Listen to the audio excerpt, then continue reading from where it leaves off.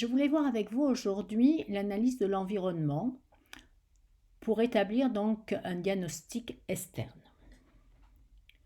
En effet, l'entreprise, pour définir sa stratégie, devra d'abord faire un diagnostic stratégique interne et externe.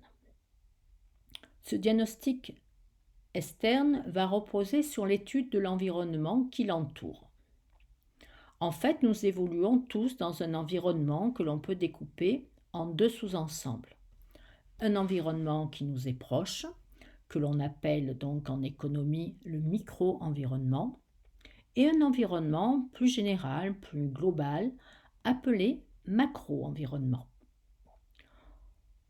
On peut prendre un exemple pour être plus concret.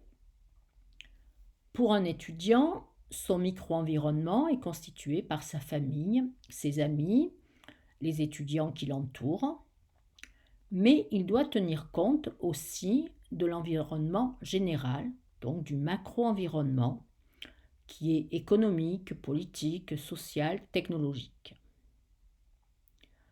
Cet environnement, ce macro-environnement, devra être pris en considération pour déterminer sa formation, son futur métier. Il en va de même pour les entreprises. On peut, dans une certaine mesure, influencer son micro-environnement. Par contre, le macro-environnement s'impose plutôt à nous.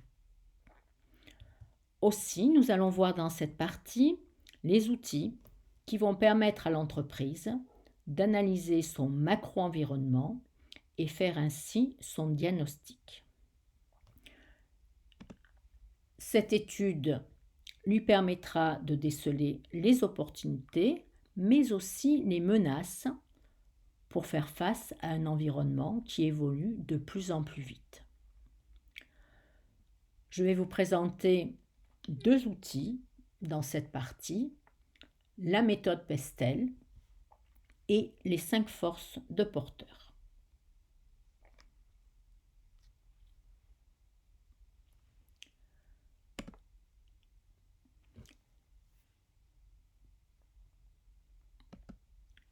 La méthode Pestel est un moyen mémotechnique pour en fait retenir les 6 catégories d'environnement. Chaque lettre donc, du mot Pestel va représenter un environnement. Donc 6 catégories qui vont pouvoir influencer l'entreprise, mais nous aussi, dans une certaine mesure. Tout d'abord, donc, l'influence ou l'environnement politique. Nous sommes tous influencés, et bien sûr les entreprises,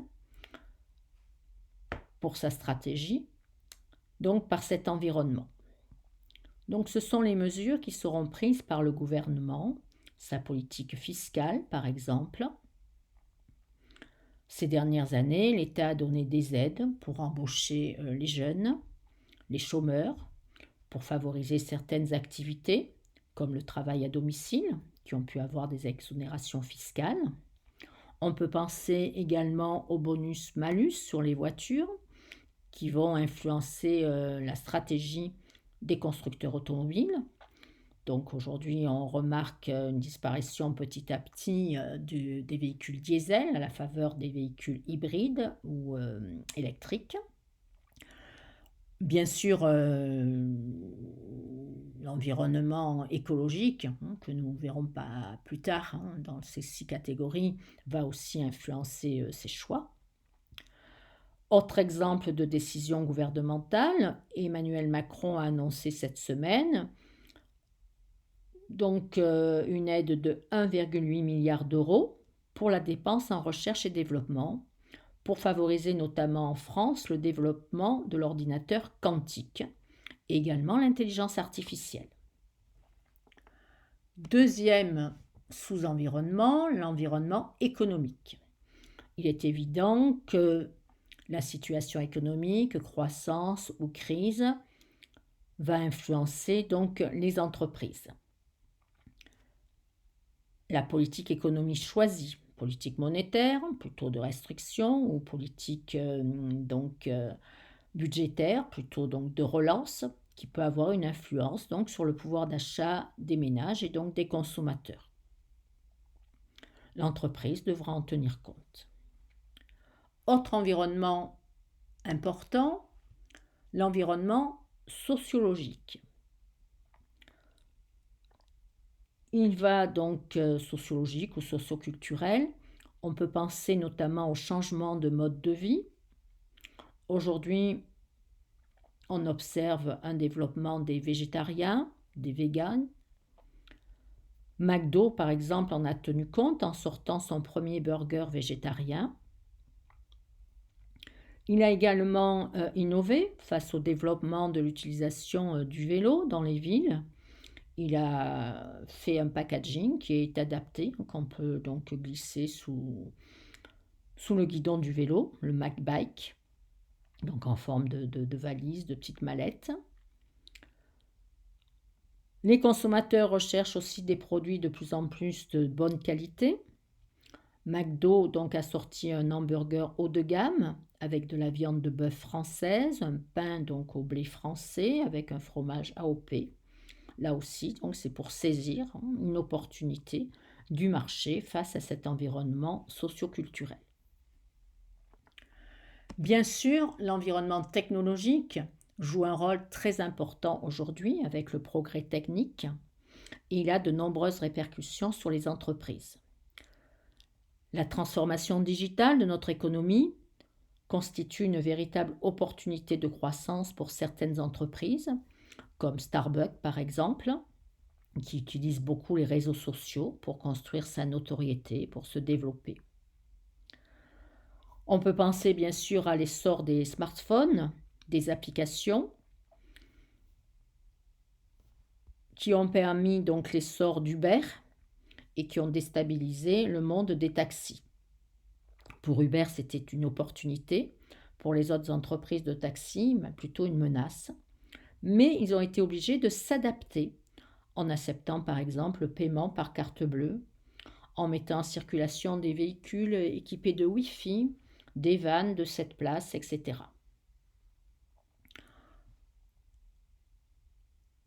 Nous avons également l'environnement écologique qui a joué un rôle très important ces dernières années. Les exemples sont nombreux, donc tout ce qui est développement durable, commerce équitable. Là aussi, Starbucks s'engage auprès des cultivateurs de café, de thé, de cacao, à leur apporter une aide matérielle et financière. Enfin, dernier environnement, l'environnement légal, l'influence légale, les lois sur le travail, les 35 heures, la 5e semaine de congés payés, vont bien sûr aussi influencer. On peut penser également aux normes, les normes en matière de rejet de CO2, donc qui ont été fixées par le gouvernement et qui vont donc obliger certaines entreprises, notamment les constructeurs automobiles, à s'adapter.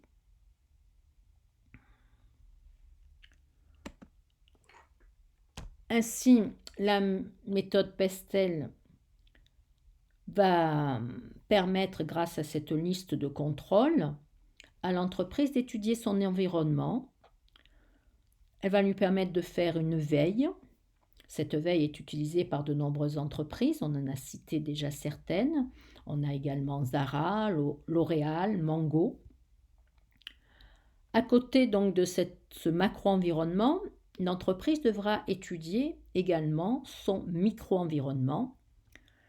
Et là donc nous avons un auteur, Michael Porter, qui va définir donc 5 forces qui sont représentées par ce schéma.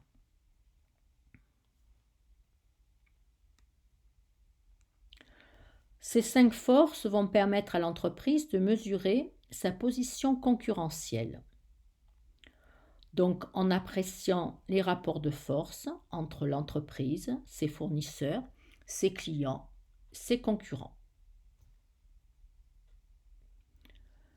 D'après lui, 5 forces commandent la concurrence au sein d'un domaine d'activité. Tout d'abord, la concurrence du secteur, qui va permettre donc à l'entreprise d'apprécier l'intensité de la lutte concurrentielle. Si on prend, le secteur des voyages, la concurrence est forte. Le marché s'est développé ces dernières années, enfin, évidemment à part en 2020 et 2021.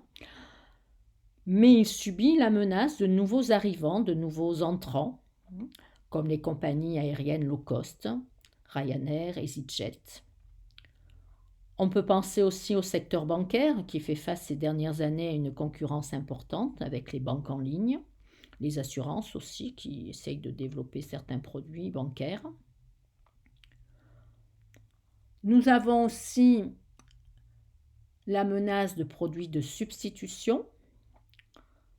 Ces dernières années se sont développés les médicaments génériques, donc évidemment c'est une menace pour certains laboratoires. On peut penser aussi à l'arrivée du TGV sur la ligne Marseille-Paris, qui a concurrencé donc la navette d'Air France. Autre produit de substitution, on voit apparaître dans les rayons des hypermarchés des yaourts au lait de soja, au lait de brebis, de vache. Évidemment, ils viennent donc se substituer aux yaourts à base de lait de vache. Enfin, le pouvoir de négociation des clients et des fournisseurs, qui va dépendre en fait du degré de concentration du secteur. On peut penser aux centrales d'achat de la grande distribution, qui sont les clients des producteurs alimentaires, des grandes marques alimentaires. Par client, il ne faut pas penser simplement aux derniers clients de la chaîne, les consommateurs, mais donc pour les centrales d'achat, leurs clients, ce sont les grandes marques, Barilla, Danone, etc. Et donc ces centrales d'achat vont avoir un pouvoir de négociation très important, notamment au niveau des prix, et même sur le choix des producteurs. Le pouvoir de négociation des fournisseurs peut aussi être important. On peut prendre l'exemple des compagnies pétrolières. Ces fournisseurs de pétrole sont peu nombreux et donc ont un poids important sur les acheteurs de pétrole. Donc ils vont souvent dicter leurs règles. Donc en fait, l'entreprise va devoir prendre en compte, apprécier ses rapports de force avec ses clients, ses fournisseurs, ses concurrents. Et elle va essayer de se protéger, de les influencer, puisqu'on a vu au début de cette partie qu'on pouvait agir un peu plus sur le micro-environnement. Et elles vont essayer d'obtenir un avantage concurrentiel, qui sera donc un facteur clé de succès. Le but donc est de réduire la pression concurrentielle. La stratégie va lui permettre de réduire cette pression.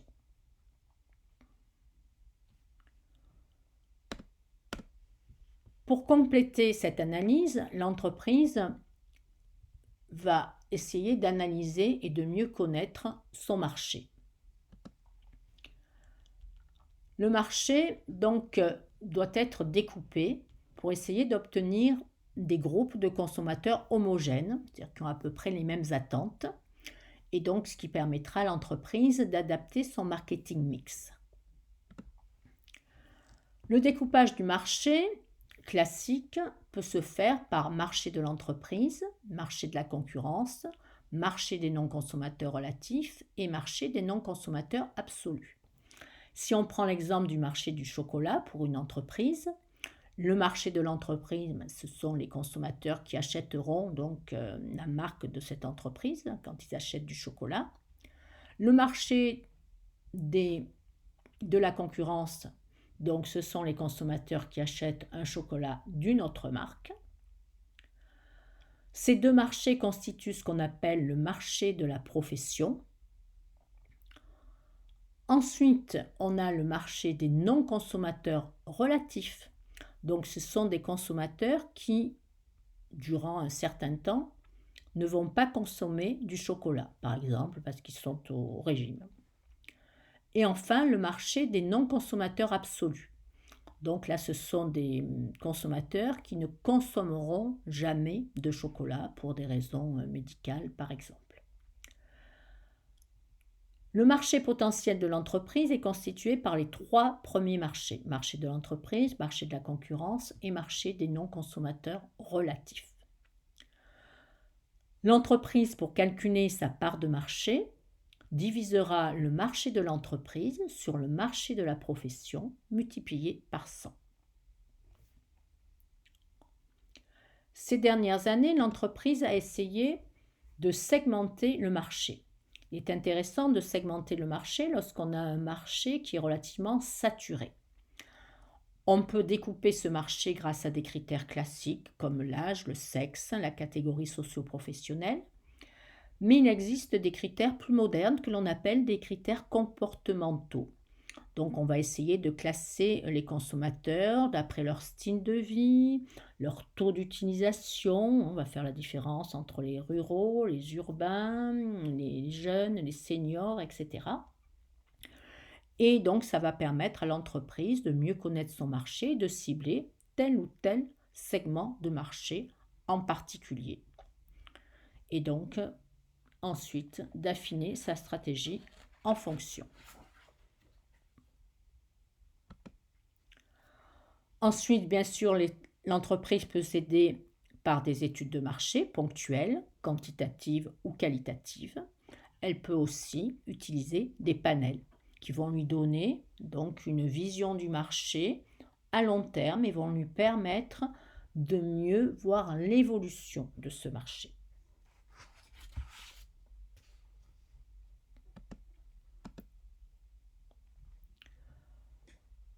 Tout cela va permettre donc de réaliser le diagnostic stratégique externe,